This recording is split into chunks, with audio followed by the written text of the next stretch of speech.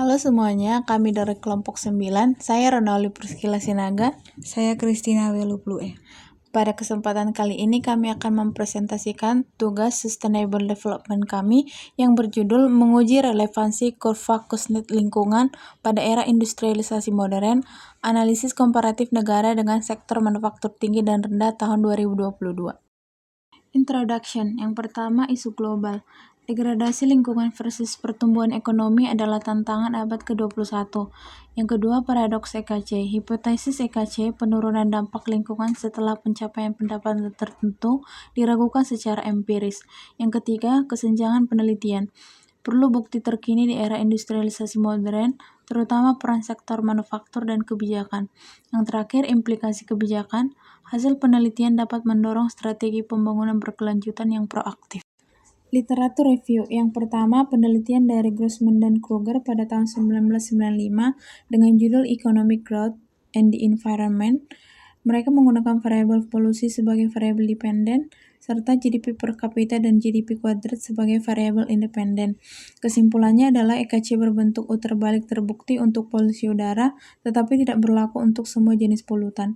Yang kedua, penelitian dari Panayotou pada tahun 1997 dengan judul Demystifying the Environmental Kuznets Curve, dan variabelnya adalah CO2 sebagai variabel dependen, GDP, kebijakan lingkungan, dan urbanisasi sebagai variabel independen.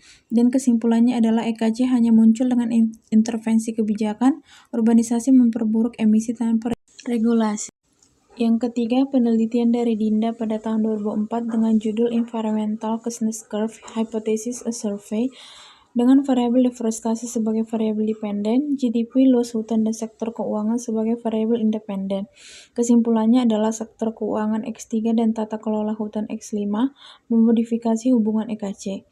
Yang keempat, penelitian dari Stern pada tahun 2004 dengan judul The Rise and Fall of the Environmental Kuznets Curve, dengan variabel emisi sulfur sebagai variabel dependen, GDP dan industri manufaktur sebagai variabel independen. Dan kesimpulannya adalah EKC mungkin palsu akibat alih polusi ke negara miskin atau efek dari perdagangan. Model ekonometrika yang kami gunakan adalah regresi 1 sampai regresi 5 dengan Y adalah consumption, X1 HDI, X1 kuadrat HDI kuadrat, X2 manufacturing, X3 financial services, X4 urban population, dan X5 adalah forest area. Tabel 1 menampilkan hubungan linear antara Human Development Index dan ekologi footprint consumption sebagai variabel dependen. Hasil ini memberikan perspektif tambahan yang memperkuat penolakan terhadap environmental Kuznets curve karena menunjukkan pola peningkatan jejak ekologis yang konsisten seiring pertumbuhan HDI, tanpa adanya tanda-tanda penurunan.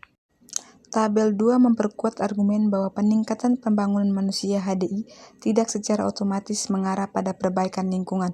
Bahkan di negeri dengan sektor manufaktur maju, ketidaksignifikan dan ketidakkonsistenan koefisien di seluruh sampel menunjukkan bahwa faktor-faktor lain seperti kebijakan lingkungan, teknologi bersih, atau pola konsumsi lebih berpengaruh daripada sekedar tingkat pembangunan ekonomi. Dengan demikian, hasil ini menolak validasi EKC dalam mendukung perlunya pendekatan kebijakan yang proaktif seperti dekarbonisasi industri dan transisi energi terlepas dari tingkat HDI suatu negara. Tabel 3 memperlihatkan hasil regresi yang lebih komprehensif dengan memasukkan variabel kontrol seperti sektor manufaktur, jasa keuangan, populasi urban, dan luas hutan dalam memprediksi ekologi footprint consumption. Hasil ini semakin memperkuat penolakan terhadap hipotesis environmental Kuznets curve karena tidak ditemukan pola hubungan terbentuk U terbalik yang konsisten antara HDI dan dampak lingkungan. Kesimpulan, metode OLS kita menunjukkan bahwa hubungan HDI dan dampak lingkungan tidak sepenuhnya sesuai dengan EKC, terutama ketika faktor struktural sektor manufaktur urbanisasi dipertimbangkan. Hasil ini mendukung argumen bahwa pembangunan ekonomi tidak otomatis mengurangi degradasi lingkungan tanpa intervensi kebijakan atau inovasi teknologi. Terima kasih.